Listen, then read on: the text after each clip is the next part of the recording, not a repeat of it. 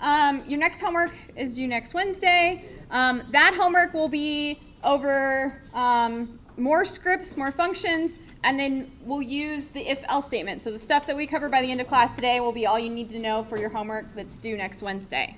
And then another thing, so I've had several people come by for office hours to ask questions about homework, which is great. I want you guys coming to office hours and asking lots of questions about homework. But then I've had a lot of comments about how long it's been taking me to do homework, right? So how long should it be taking you to do homework, and when should you, kind of raise the white flag and ask for help, right? I don't want you spending hours and hours doing your MATLAB homework. What happens, so it probably wouldn't take you all that much time to write all the code for one homework problem, right? They're not that long of programs that we're doing, so it shouldn't take you all that long to actually just type the code out. What takes the longest time on your homework?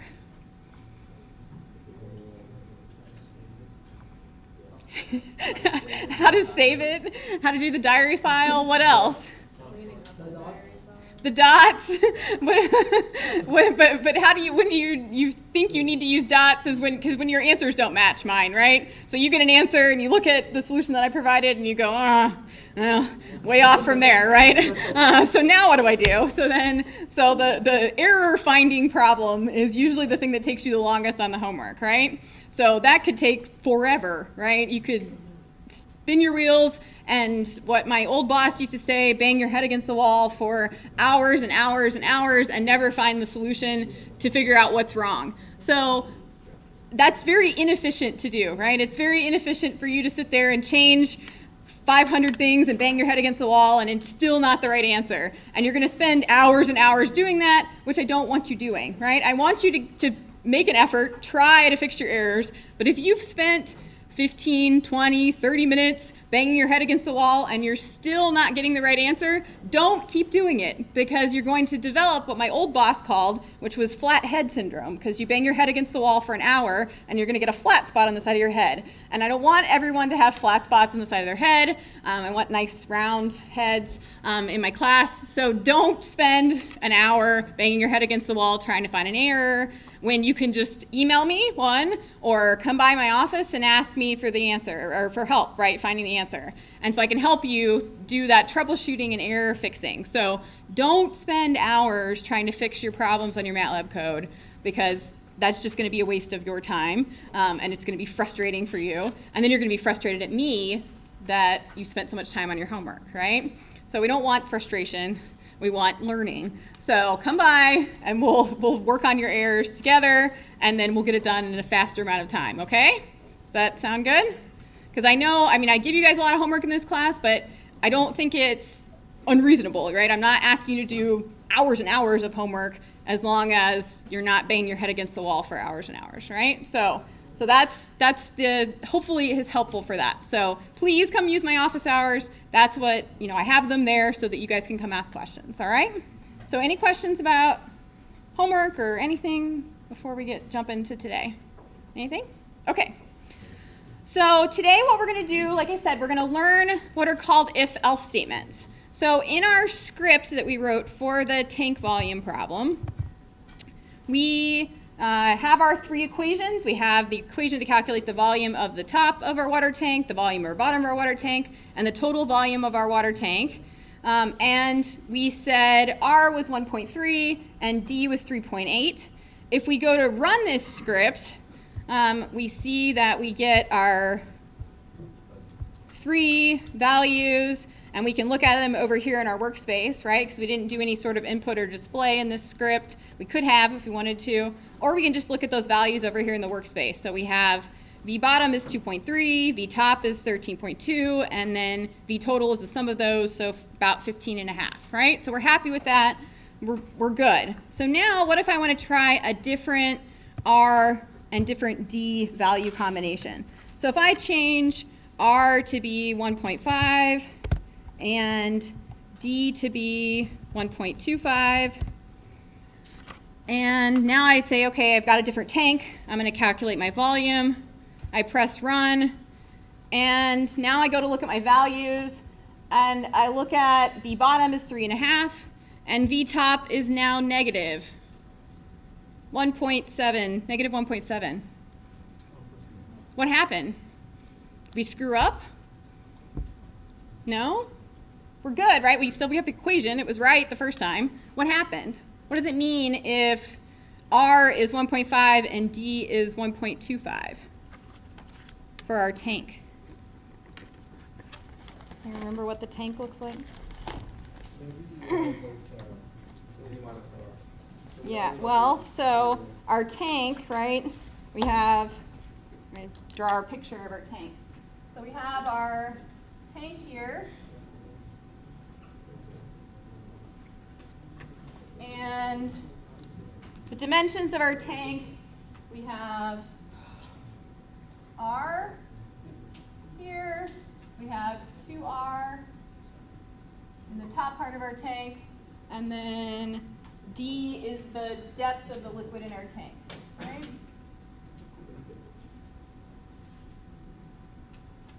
So if D is 1.25 and R is 1.5, where's the level of the liquid in our tank?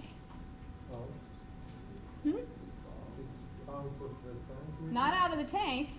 So R is 1.5, so that this height is 1.5, but D is 1.25. So we only have water in the bottom part of our tank, right?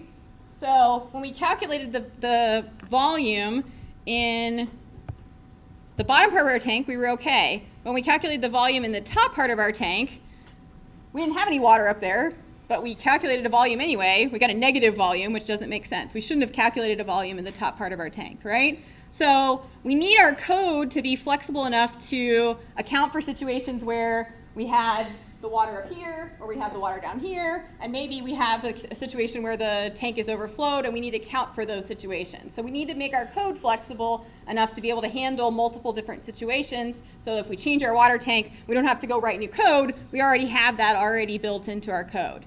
So an if or an if-else statement allows us to do that. It allows us to help us to make different decisions and go down different paths in our code. So when we did the hour of code thing, we learned about if-else statements. So we had our zombie, and it was trying to get to the flower, and so we had to say, if we've gotten to the end of the path and there's something to the left, let's go left. If not, we'll go the other way, right? So we had to make that decision. This is the same kind of thing. So as a reminder, we're going to play. People make decisions every day. For example, before you go outside, you kind of have an if statement that says, if it's raining, then I need to get my jacket. And computers are amazing once you decide those kinds of statements, that they can reliably execute those things at unbelievable speed. And so a computer program really is a little bit of math and some if statements where the decision gets made. So in this puzzle, the if block helps the zombie make a decision. It checks something. For example, let's use the block that says, if there's a path to the left, and put a turn left command inside it. So we're telling the zombie to check its surroundings, see if there's that path on the left, and if so, make that turn. And then we use the move forward block inside this repeat to get it to keep moving forward as long as it just wants to go straight. Then when there's the turn, the if block will tell it to make this turn to the left. And you can see if we do that, if we're taking the turns to the left and otherwise moving forward, we'll achieve our goal. So it's an example of using an if statement, which is really a fundamental concept in computer programming. One of the first things I learned was how to write a program to play tic-tac-toe. And so I had if statements to say, okay, if the other person's about to win, go ahead and block that spot. So have fun learning how to use if statements. It's a key concept. Okay, so we used if statements in the zombie problem. We're also going to use it for the water tank problem to help us make a decision. If the water is here, we're going to do something. If the water is somewhere else, we're going to do something else, right? So we have to first learn just kind of the generic format of an if statement. So when we have an if statement in MATLAB, we start it with the word if. So if statement starts with if, pretty easy to remember. Then we have something out here to the right that's called an expression. And that expression is basically a question that we're asking MATLAB. So we get to ask MATLAB a question with if statements. So that's what you have to think about. When I need to ask MATLAB some sort of question, I'm going to use an if statement. So the expression represents our question that we're trying to ask MATLAB. And then if this expression is true, if the answer to that question is yes, then we have some code inside of our if statement. And typically, you'll see I've kind of indented this over. Typically, whatever's inside of an if statement is like one tab over. MATLAB does that automatically usually, so we can take advantage of that. But we have code inside here. It can be one line of code, or it could be 1,000 lines of code, whatever we want to put inside of that if statement. When we're done writing that code, we tell MATLAB that we're done with that by putting an end at the bottom. And that says we're done with whatever we want to do in this situation when this expression is true. So what kind of questions can we ask MATLAB inside of that expression? We can ask MATLAB a lot of different types of questions. And so what I've done is I've uploaded another document to Isidore called Notes on Logic, Decision, and Loops. And so this is kind of an overview of a bunch of different things. But the first page really talks about the questions, the types of questions you can ask MATLAB. So you can ask MATLAB any of these relational operator type questions. So is something equal to something else? Is something less than something else? Is something greater than something else? Is something less than or equal to or greater than or equal to? And then there's also a not equal to, but I would say that one's probably the least commonly used one that you have. But those are the types of questions you can ask MATLAB. So you can ask MATLAB if, for example, x is less than 10 or x is less than y. So you can do that with numbers, or you can do that with any variables. And so you can ask MATLAB all sorts of questions. So those are the list of questions.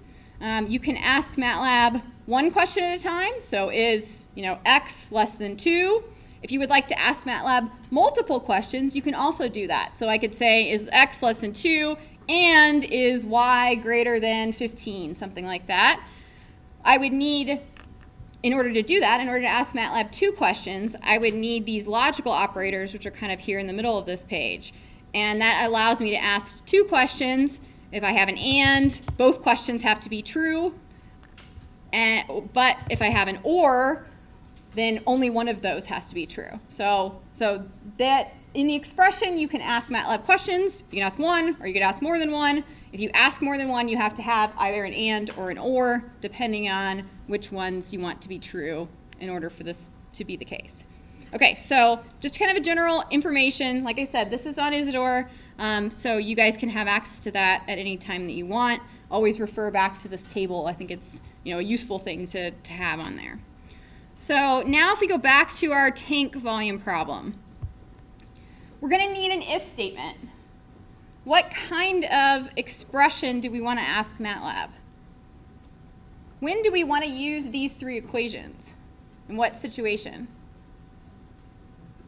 Where should the water be in the tank if we want to use these three equations? Should be like in the top. Up at the top, right? So we can't ask MATLAB, is the water in the top, right? We have to come up with a way to write that in terms of an expression. If D is smaller than R.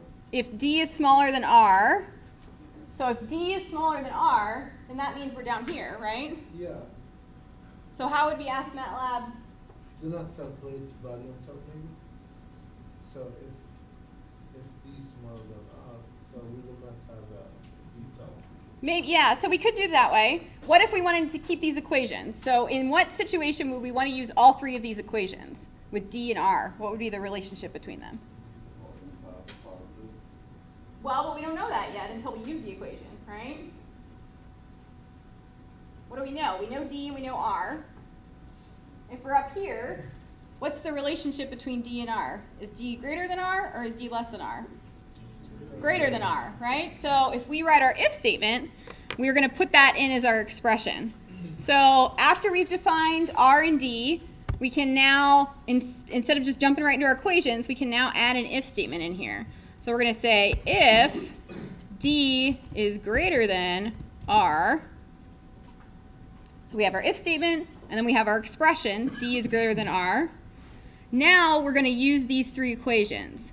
And so if I press enter here, after my if statement, you'll see that MATLAB has automatically moved me over, so I'm indented a little bit. So by default, if I was going to keep typing code, it would automatically put it there. But since we already have our 3 equations, we don't really need to retype them. I'm just going to move those over. So tab them over one at a time. It's not necessary that you have your code kind of set up like this in an if statement. It just makes it nicer, easier to see, because you can see exactly what's inside of the if statement or what's not inside the if statement. So now I'm going to use these 3 equations only when D is greater than R. And then when I'm done with my if statement, what do I need to do to tell MATLAB I'm done? An end, right? So I type end. And now, should we run again, see what happens? What should we check first before we run? The green box, right? So our traffic light, we're good, we got a green box. What else should we do? I heard save it, right? Because we haven't saved it, and we've got the asterisk up here, which tells us that we haven't saved it, so we got to save first. Then we run our script, and we run scripts by, it's the easy answer, hitting the green run button, right? So we ran our script, and what happened? We only have D and R. We didn't get any volume values. Why not? Because we're only calculating the volume if D is greater than R, and that expression is not true, right? We still have D less than R. So we didn't go into those if statements, we didn't calculate the volume at all. So now we need to create a situation where, okay, we still want to calculate the volume.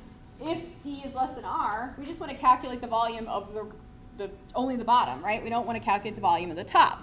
So how do we do that?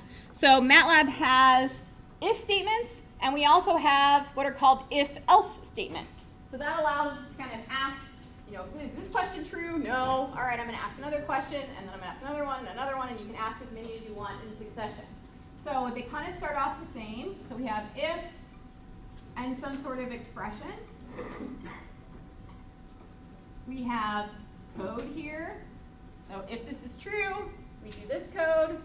Now we say, okay, I don't want to do this. I've got to ask MATLAB another question. I'm going to say else if, and ask MATLAB another question. So if this one wasn't true, I don't do this stuff. I'm going to ask MATLAB another question if something else. So I put an expression here. So another question that I want to ask MATLAB, is this greater than that, or is this equal to that? And then I have more code in here. And this code will only run if this expression is true. And I can keep doing this over and over again. I can have another else if expression. I can have as many of these as I want, one after another. Keep adding, code. I could do this all the way down. There's no limit to the number of if, else, if statements I can have. Then when I'm done, when I've asked MATLAB all the questions, I've explored all the different situations or all the different paths that I could possibly go down, I usually want kind of a final question or a final statement. And the way we do that is we have a last else. We just say if none of the rest of these questions, if all of these were false, if they were all no's, I'm going to, by default, do whatever I say to do here in the else statement. So whatever code is down here, I'm going to do that if all the other ones are false. And then, just like the if statement, at the very end, when we're done, we put an end statement down here. There is no expression next to else? Very good. So there is no expression next to an else, because that's just, by default, if all other things have gone wrong, I do this down here. So that is a very important thing to remember. So I'm going to change marker colors, and I'm going to put a big arrow here. And I'm going to say no expression.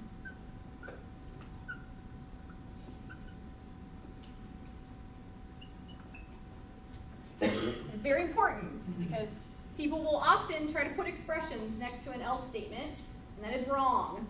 Wrong, wrong, wrong, wrong, wrong. And I will take points off for it, and I'll do it all semester long, and still people will do it at the end of the semester. So remember, nothing, when we have an else by itself, nothing goes next to it, no expression. Yes, sir? You don't have to have else if statements, right? You could just go if expression code, else code. You could. So you could just have an if, expression code, else code, end. Yeah. So you don't necessarily have to have an else if, all those things. So it's kind of whatever combination is the best one for your situation. All right? So now we have our if statement for if the water is up here in the top part of the tank. So now if I want to calculate if the water is in the top part of the tank or if the water is in the bottom part of the tank, I want to have different equations to calculate my volume for that. What should I add here? So I've got if D is greater than R, but I want to set up another situation if D is less than R, which means the water is in the bottom of the tank, right? Else. So I need an else first. So I type else. You'll see that MATLAB, as I was typing that, right, I typed else, and MATLAB moved me back over to the left of the screen. So that was really nice of MATLAB to do that for me. And what should I have here? Should I have an else or should I have an else if? Else if, because I want to do it only when D is less than R, right? So I type else if, and that's one word. No space between the else and the if. Now what's my expression? What's my question I want to ask MATLAB? Is if D is less than R.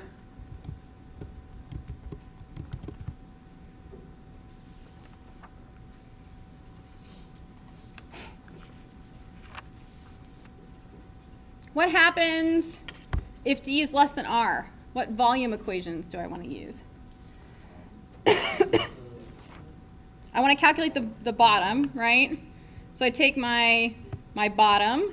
So I'm just going to copy this equation, put it down here. But in this equation, instead of for my bottom, if I only have, say, water up to here, do I want to use R to calculate the volume, or should I use D there? D, right? So I'm going to change my volume equation for my bottom to be pi times D raised to the third power divided by 3. And then I don't have a volume for my top, right? No top volume because there's no water up there in the top. So I've got a couple different choices. I could set V top equals 0. I could just completely ignore V top if I wanted to. So we'll do that. So we'll say, in this case, V total is just equal to V bottom. Or I could have just done V total is equal to the equation there. It kind of depends on how you want to write your code.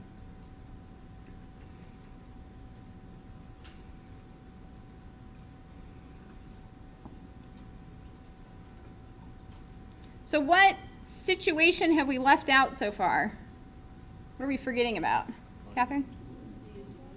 If D is equal to R, so we've got that one, right? So what should we do about that? Where should we put our equal sign? We could do another else if, but do we need another else if? No, right? Which else or which expression should we add the equal sign to? The top one or the bottom one? Does it really matter? Probably not. So if D is equal to R, then our V top equation, if D is equal to R, then D minus R is going to be 0, so V top is still going to be 0. So it's all going to work out. So it really doesn't matter where we put the equal sign. We could put it in the top if, or we could put it in the bottom if. I'm just going to put it in the bottom one, just because that's what I decided. Either one, right? So what does it mean? So that now says, that's asking MATLAB if D is less than or equal to R, all in one question, okay? What other situation are we leaving out? An empty tank. So if we had an empty tank, D would be equal to 0, right? So then that would fall into the else if we just wrote. So if D is 0 and R is 2 or something like that, right? That would be okay. That would be covered by that, by the if D is less than or equal to R. So that would be all right, because that would still give us a 0 volume. So that's okay. What if D is really big? What if we overflowed our tank? What's going to happen? We're going to get some ridiculous volume out of our volume equation. So we probably don't want to use our volume equations if D is really big, right? So let's set up another statement to be able to handle that situation of, we'll call it overflow situation. So what kind of expression should we put here? Do we need an else if, or an if, or just an else? Just an else, right? Because this is kind of our last chance. Our if all other things failed, we're going to do this thing here, right? Do I put anything next to the else? No, right? So I'm going to add a comment in here so we remind ourselves, no expression for else. Now what do I want to put inside of here? If we've overflowed our tank, we probably don't need to calculate the volume because we're losing water out of the top of our tank anyway. Kind of silly to calculate the volume when you've got water just pouring out the top of your tank. So we're going to say, maybe let's just print out an error message. So how do we print some sort of message out to the screen in a script? Display. So DISP, and I open my parentheses, I open my single quote, and I say, overflow. Something like that. That way I know I get this message that says, hey, overflowed your tank, right? So now we've accounted for all the different situations. Can we think of anything else? I think we're good. What? Wouldn't the else never happen because you don't have a cap on the first situation? Cap on the first situation. Like, so if B was bigger than 3R. That's true. Situation would still. That's true. So how do we fix that? So if D is greater than R, what else do we want to do? And less than 3R, right? So how do we ask MATLAB two questions at once? We need one of those AND statements. So here we have our first expression, and we can't just, a lot of times when we're thinking about this, if we were to write it, say, in mathematical terms, maybe we would say R, so D is greater than R and less than 3R, right? We'll see that a lot in mathematical terms. You can't write that in MATLAB. You can't ask kind of these two questions at the same time all squished together. That's why we have those and or statements. So we're going to ask MATLAB first if D is greater than R, and then we want to also ask if D is less than 3R, right? So should we separate those two things by ands or ors? And, because we want both to be true, right? So we do two ampersands or two and symbols, and then we say if D is less than 3R, right? 3 times R, right? MATLAB doesn't know 3 and R are multiplied by each other, so I gotta have a multiplication symbol in there. So now are we good?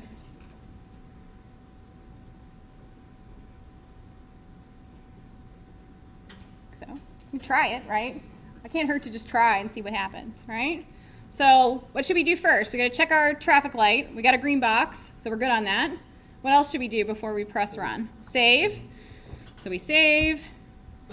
And we'll keep our situation here where D is 1.25 and R is 1.5. So we press run.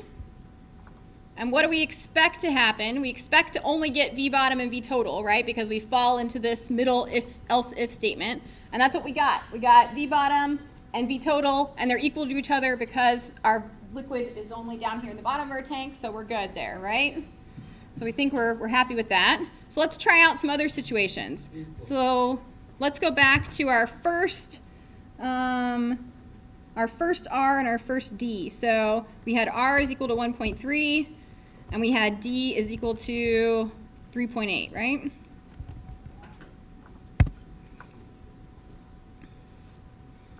In that situation, which if-else statement are we going to fall into? The first one, right? So we press run, and we should now get V top, V bottom, and V total. which we did. We got the same numbers that we got before, so we're happy with that. We didn't break anything. It's always a good idea to check out multiple cases, make sure you didn't break anything. So our very last situation that we want to try, so we want to try, let's see, R is 1.3 and D is now equal to, let's say, 5. What should happen in this situation? Overflow, right? So if we did it correctly, we press run, we should get our overflow message. All right? So how do we do? Everybody do okay? Does anybody need help with their if statements? Take a couple minutes and see if we can help. Anybody else need help? Because Tia can help. So what is this saying? Undefined function display with a capital D. So usually when you get that undefined something, that means you have misspelling or you have a capital when you shouldn't have a capital, right?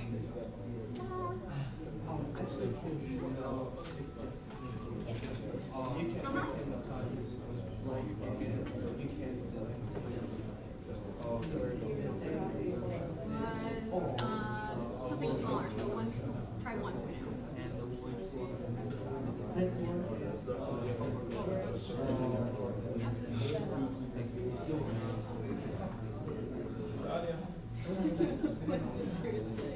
Go back to your code.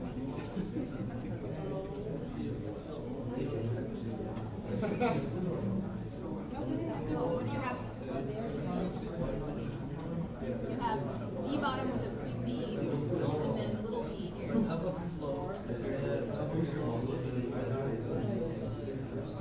MATLAB, those are 2 different variables in MATLAB, right? I don't know why it didn't give you an error.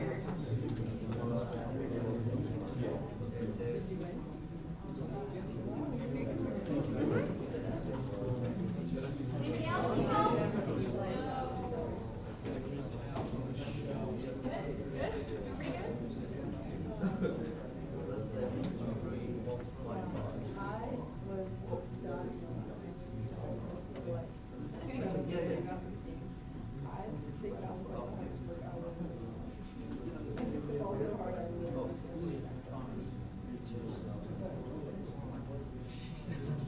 All right, so now we've learned if statements. So if-else statements allow us to answer questions. We can go down one path, we can go down another path, we can go down a third path, we can go down as many paths as we want, right? We get to make all these different decisions.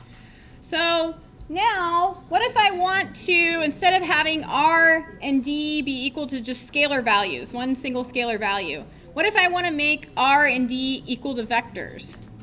So I say, I'm going to put all of my different situations into one code. So I don't have to go in and change the values. I get to run all my different water tanks at once.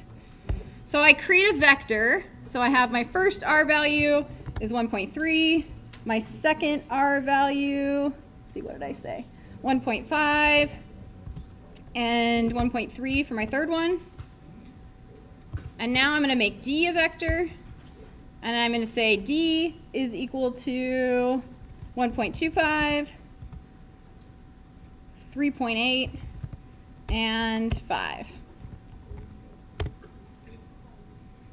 So what's happening here? So now we've turned D and we've turned R into vectors.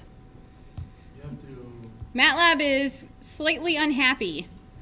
So you can see it's kind of trying to warn us. And if we put our cursor now over D or over R inside of our expression, it says D might be set by a non-scalar operator.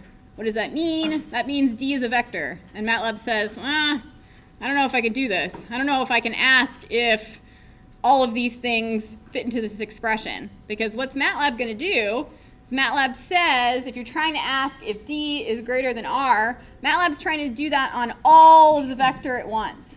So it's trying to say, are all the values in D greater than all the values in R? That's not the case, right? We have one case where it is true when something was not, something else when it's not, right? So this is a hard thing for MATLAB to do.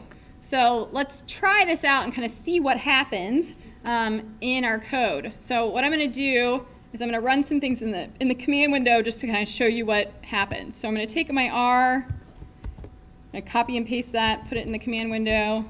I'm going to take my D vector, copy and paste that, put it in the command window. And now we're going to kind of test out these expressions. So we can say here in our command window, we can say D is greater than R. And if I press enter, MATLAB is going to give me back kind of the result of that question in vector form. And to MATLAB, when you ask MATLAB an expression, it doesn't know true or false or yes or no. It thinks about everything in terms of numbers. So true or yes means 1, false or no means 0. So we have 1s if it was true, 0 if it's false. So we got a 0, we got a 1, and we got a 1. So what does that mean?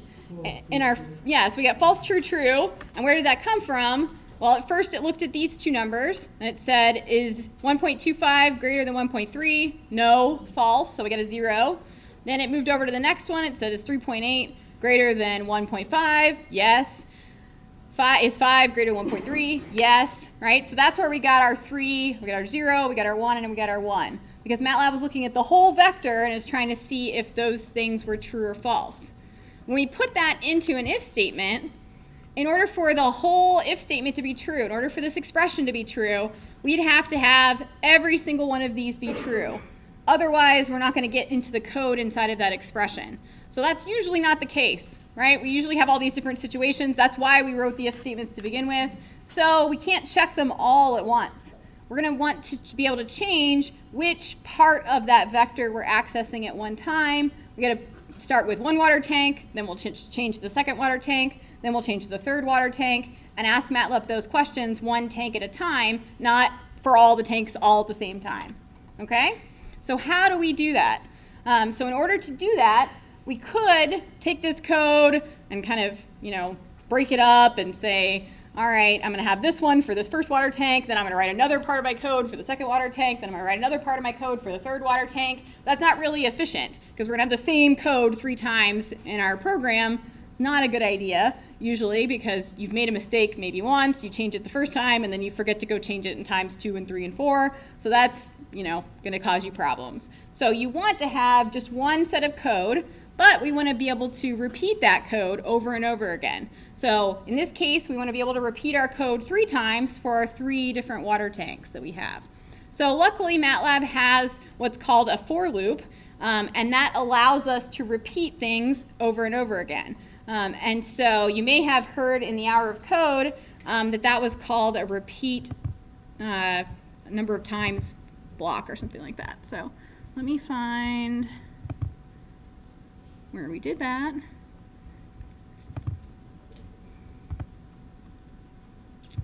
Not this one.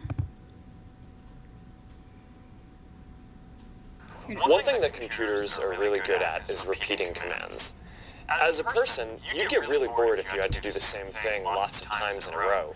But a computer can do the same thing millions or even billions of times and not get bored and be able to carry that out really well. So for example, if I wanted to wish everyone on Facebook a happy birthday by sending them an email, it might take me more than a century to actually write out all of those emails to everyone. But with just a few lines of code, I can have a system send an email to everyone on Facebook wishing them a happy birthday. So that's what loops are and why they're valuable and something that computers can do very well. In this example, your goal is going to be to move the bird to hit the pig. Now, we're going to be able to use the repeat block in order to be able to do this very easily. You can either do this by giving the computer a move forward command 5 times in order to advance the bird 1 step each time to the pig, or you can just tell the computer to move forward once and then tell it to repeat that 5 times and it'll do the same thing. So in order to do this, you drag your move forward command and then you put it inside the repeat block. And you can click on it and tell it how many times you want to repeat the block to tell it how many steps you want it to take forward. Now, one more thing is you can put as many commands as you want inside the repeat block. So in this example, you're telling it to move forward and turn left, which it'll do 5 times. All right, good job and have fun. Okay, so we are going to do MATLAB's version of that repeat block. It's not called a repeat block in MATLAB, it's called a for loop. So we have the format for a for loop starts with the word for. So that's Easy to remember, for loop starts with the word for. And then we have to tell MATLAB how many times we want to do the repeating. So how many times we want to repeat whatever's inside of the for loop. So we do this with a very specific format. So we have to tell MATLAB 4 things when we set up a for loop. We have to tell MATLAB what we call our index variable. So I'm just going to call it index in this generic term. It can be anything that you want. It could be A, or it could be Bob, or it could be whatever variable name that you want to put there, as long as you're not using it anywhere else in your code. So it has to be kind of a special variable that you're only using for that one index variable. It could be anything you want. So we have for index, and then we're going to follow a specific format which comes from the colon operator. So in the colon operator we had our start, we had our increment, and we have our finish, right? So we're going to follow the same format when we set up a for loop. So we have start, increment, and we have finish. And basically what that does is it tells MATLAB how many times that you want to repeat the stuff inside the for loop. So inside of our for loop, we have some code, and then when we're done, and this could be 1 line, this could be 1,000 lines, whatever we want to repeat, and then when we're done, just like the if statements, we put an end, and we tell MATLAB to stop. So now we have to figure out what's going to go into these 3 blanks. So in those 3 blanks, we have to tell MATLAB when to start, how much to increment, and when to finish. And those are going to be the values that our index variable have inside of this loop. So the index variable only has 1 value at a time. It's going to change because the for loop is changing. And every time the for loop changes, the index variable changes its value. It's going to start at whatever we put here. It's going to change to this every time we go through the loop. And it's going to end up at that value over there. So we have to figure out how to fill in those blanks to satisfy what we want our loop to do. So in the situation of our water tank, how many times do we want to repeat our volume calculations? 3 times, because we have 3 tanks, right? So what we're going to do is we're going to start with the first tank, then move to the second tank, then move to the third tank. So if we think about that, we want our index variable to represent what tank we're on. If we're on tank 1 or 2 or 3. So the start value for our index variable should be what then? 1. So we're going to start with the first tank. So we put a 1 here. Then the second time, I want to move to the second tank, right? So I want my increment to be what? 1, because I want the value to change from 1 to 2 to 3, right? Then what is my finish value going to be? 3, because I have 3 water tanks, right? So when we set up a for loop, we have to think about how many times are we going to repeat things, and how do we set up our start, increment, and finish to help us do that. Okay, so now we have to add that into our MATLAB code. So where are we going to do that? We're going to put our for loop around that entire if, else, if block. All of that code, the for loop's going to go around all of that so that we can repeat calculating our volume for all the situations 3 times. So before our if statement, we're going to stick in our for loop. So we say for, and now we need to pick an index variable. What should we pick?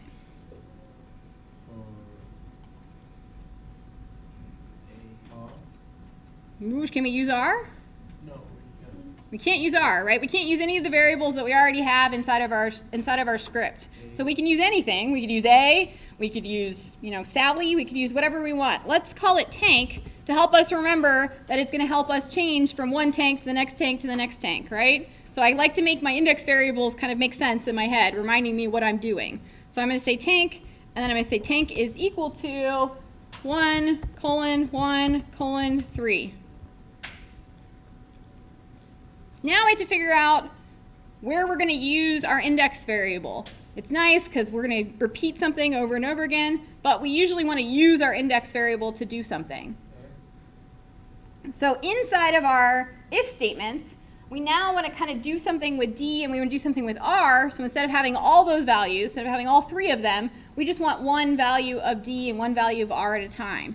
So if I want to access or display to the screen the first row and first column of D, what MATLAB code do I need to write? I write D, and then what do I put inside of my parentheses? 1, 1, right? So that would give me the first value of D, which is 1.25, right? That would print that out to the screen. If I wanted the second one, I would say 1, 2, and then 1, 3, right? So that would help me do that. What variable do I have in my for loop that's changing from 1 to 2 to 3? Tank, right? So now, instead of having D 1, 1, or 1, 2, or 1, 3, I'm going to have D 1, tank, and that's going to allow me to change from the first one to the second one to the third one by using my for loop. So everywhere that I have a D, instead of just having D, I'm going to have 1, tank instead. So I'd have to go through and I'm going to change that for every single place that I have D. Where else might I want to put that 1, tank? With what other variable? The R, right? So I also do that for all of my R's.